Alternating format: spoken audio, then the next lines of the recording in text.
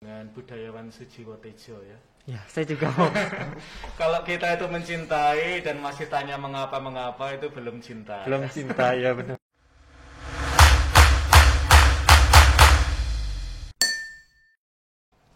Halo Sobat Katolik yang ada di rumah, kembali lagi bersama dengan saya Henry dalam podcast Minggu Prapaskah yang terakhir. Saat ini kita akan bersama-sama kembali membahas mengenai tema yang sangat menarik. Tema yang akan kita bahas pada hari ini adalah pengorbanan. Nah, terkait dengan tema tersebut, saat ini saya telah bersama dengan salah seorang Romo, Serika Jesuit. Siapa beliau? Nah, mungkin Romo dapat memperkenalkan diri terlebih dahulu kepada teman-teman di rumah. Rekan-rekan muda, perkenalkan saya Mutiara Andalas. Saya sering dipanggil Romo Andalas. Halo Romo Andalas. Halo juga. Apa kabar nih Mo? Baik. Baik ya Mo. Nah kan kita akan membahas mengenai tema pengorbanan nih Mo. Nah sebenarnya nih Mo, pengorbanan itu apa sih Mo? Dan kenapa kita sebagai umat Katolik perlu untuk berkorban? Biasanya orang bicara tentang hidup ugahari ya. Jadi orang hidup dengan yang sesuai dengan kebutuhan kita. Nah, pengorbanan itu satu langkah di depan ugahari. Jadi kita seringkali mengurangi yang cukup dalam diri kita karena kita melihat ada sesama yang membutuhkan. Nah, itulah ada unsur pengorbanan ya. Kalau dalam kitab suci, kalau kita diminta jalan 1 kilo, kita jalan 2 kilo ya. Kalau seseorang meminta bagian atas tubuh kita memberikan seluruh pakaian kita. Nah, kira-kira pengorbanan seperti itu.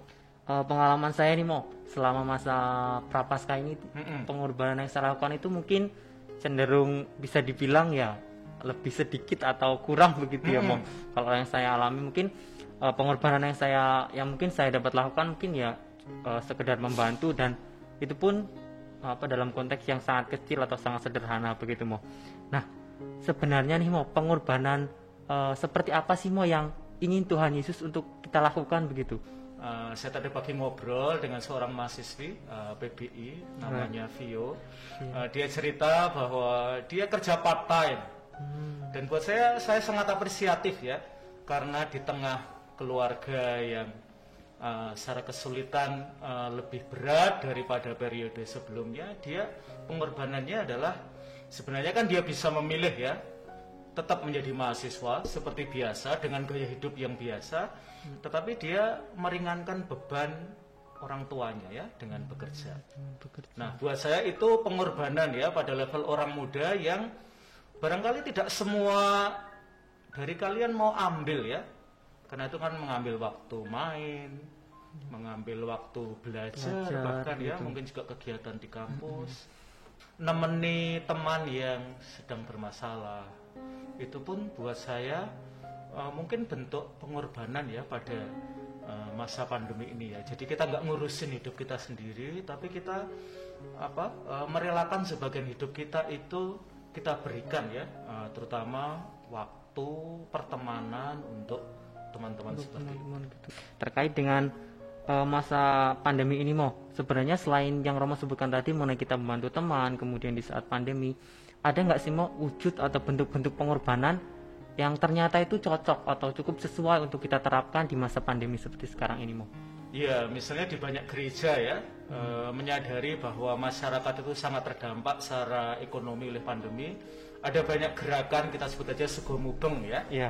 Jadi gereja memasak sesuatu yang dikumpulkan dari umat gereja yang merasa tergerak terhadap penderitaan warga. Lalu banyak orang muda ya yang jadi pengantar nasi itu ya, sehingga bisa mubeng ya, bisa berkeliling dari satu ujung ke ujung yang lain. Ini buat orang muda kan lebih waktu, lalu passion. Dan buat saya orang muda punya itu ya. Jadi orang muda itu punya passion yang besar. Ketika mereka kita kasih gagasan besar ya tentang sego mubeng itu, mereka gampang kita gerakkan kok.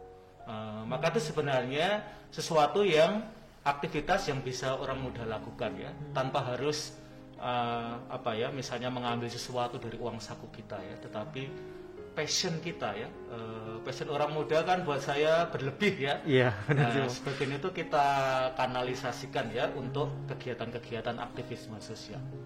Berarti terkait dengan kita juga bisa berkorban mengenai passion juga gitu ya Mo.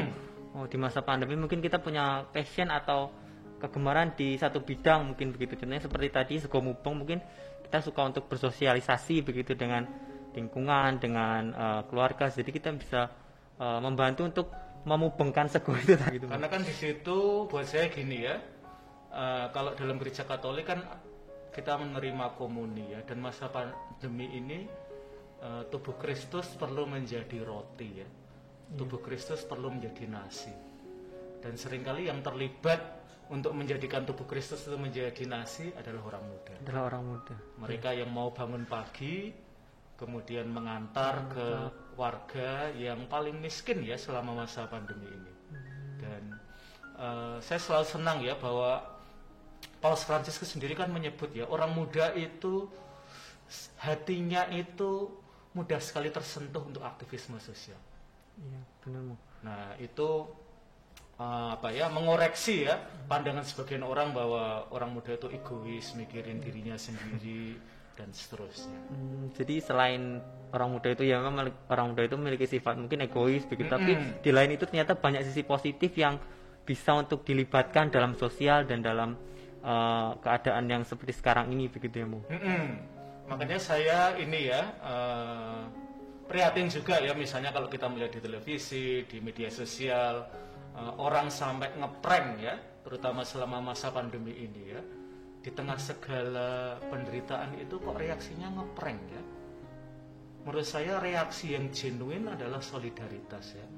Kita punya kepedulian, kita memikirkan mau buat apa dan tidak mempermainkan ya. Kalau ngeprank itu kan untuk kepentingan saya yang ngeprank ya, kalaupun kita memberi sesuatu, kita masih mengobjekkan orang itu ya, karena kita memberi setelah dalam arti tertentu menertawakan dulu ya. Iya, benar sih. Nah, buat saya meskipun ini pelakunya ya, kalau kita lihat beberapa orang muda, tapi saya sendiri melihat reaksi umum orang muda nggak seperti itu sih.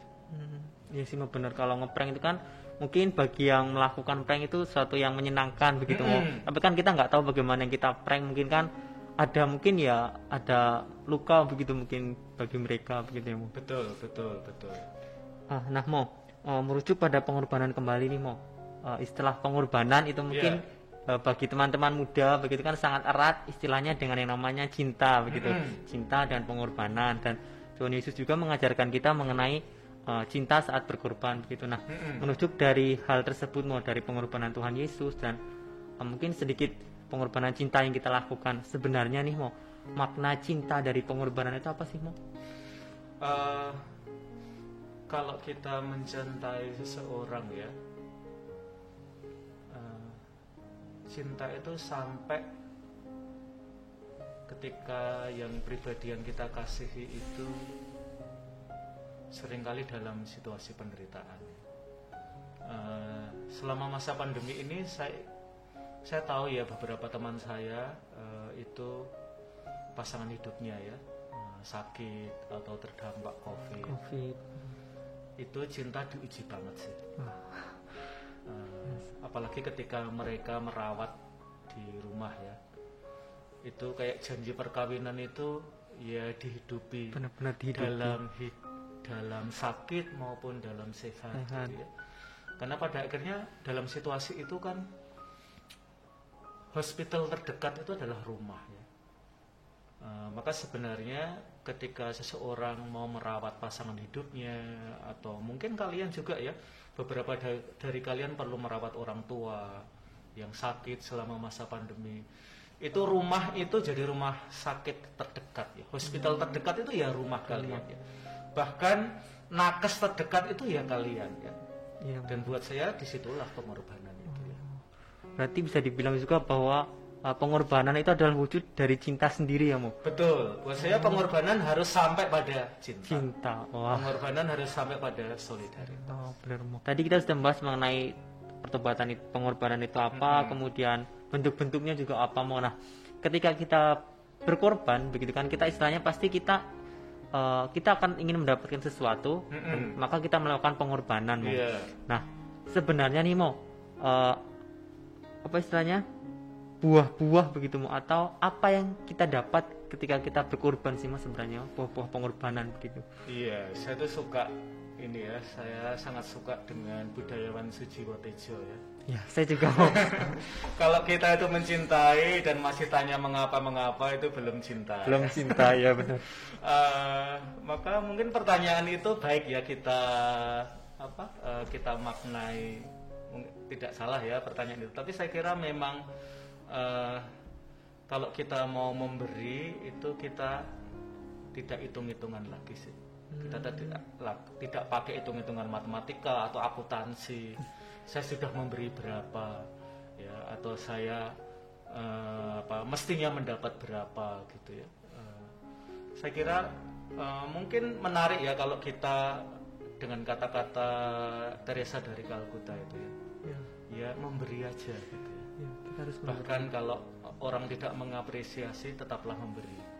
Buat saya mungkin itu ya, daripada kita semacam kita dapat apa sih gitu ya.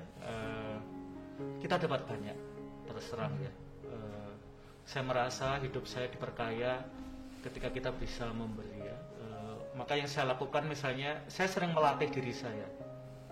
Hari tertentu gitu, saya naik sepeda motor kemana.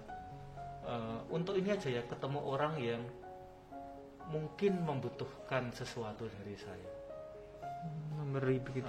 Kadang-kadang bisa saya membeli makanan mereka, atau saya pas bawa sesuatu lalu saya berikan pada mereka. Tapi ini latihan-latihan kecil ya sebenarnya untuk memberi. Dan kalau mengikuti perikop Injil ya, kalau kamu memberi dengan salah satu tanganmu, sebaiknya tangan yang lain tidak tahu. Gitu. Ya benar.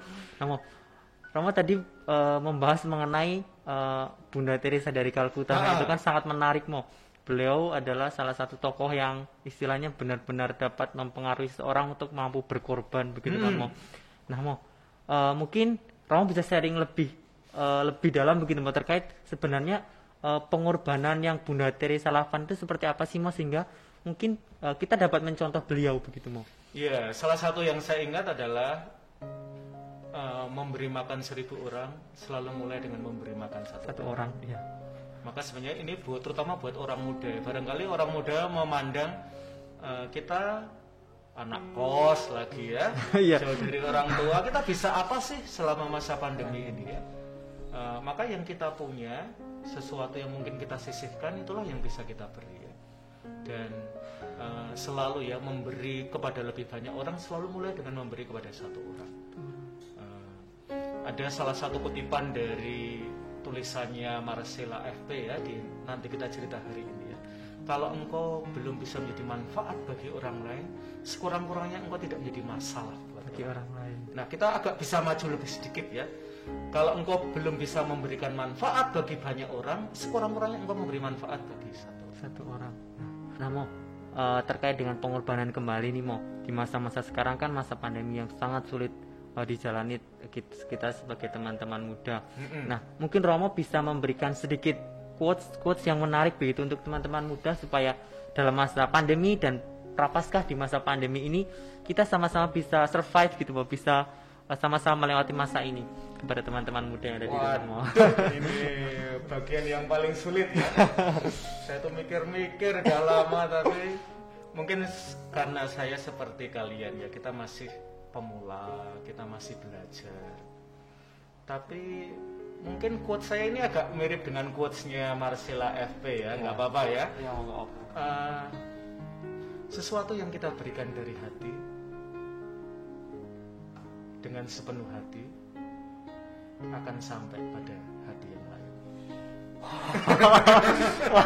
Mungkin itu ya. Itu dalam banget, Mo. Dari hati ke hati, oleh hati gitu ya, Mo. Luar biasa. Baik, Mo, terima kasih atas kuasnya. Sama-sama, Henry.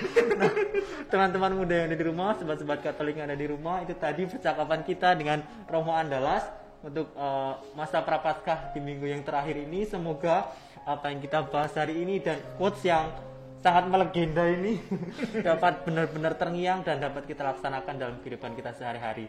Terima kasih, Romo, karena sudah datang dan sudah berbagi pengalaman begitu. Terima kasih Romo. sama-sama. Dan sampai jumpa.